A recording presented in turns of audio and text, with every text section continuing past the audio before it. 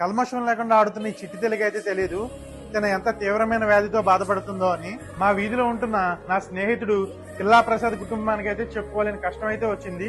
వీళ్ళది నిరుపేద కుటుంబం.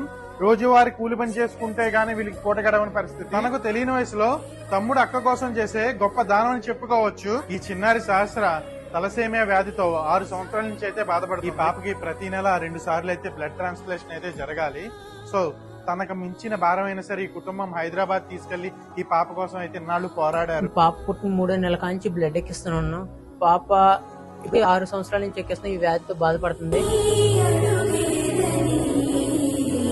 విషయం ఏంటంటే వీళ్ళ తమ్ముడు యొక్క బోన్ ట్రాన్స్ప్లాంటేషన్ జరిగితే తనకి నయమయ్యే అవకాశం ఉందని చెప్పి బెంగళూరు నారాయణ హాస్పిటల్ వాళ్ళు అయితే చెప్పారు. సో దీని నిమిత్తం 15 లక్షల దాకా ఖర్చు అవుతుంది. వీళ్ళకి తన పాపను బతికించుకోవాలని ఆశ ఉన్నా సరే ఖర్చు పెట్టే స్తోమత అయితే లేదు. వీడు తెలియని వయసులో అయితే వీడి అక్క కోసం అయితే వీడు బోన్ మ్యారో ట్రాన్స్ప్లాంటేషన్ అయితే చేస్తున్నాడు. సో వీడు చేసే కష్టం ముందు మనదంతా. సో మనం కూడా ఈ కుటుంబానికి అయితే మీకు తోచిన రూపాయి కానించి ఎంతో కొంత ఈ కుటుంబానికి అయితే సహాయపడదాం.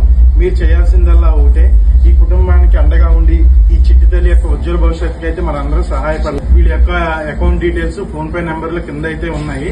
సో వీటికైతే మీకు తోచినంత మీ అమౌంట్ అయితే మీరు వీళ్ళకి సహాయం చేస్తారని కోరుకుంటున్నాను. అలాగే ఈ వీడియోని కూడా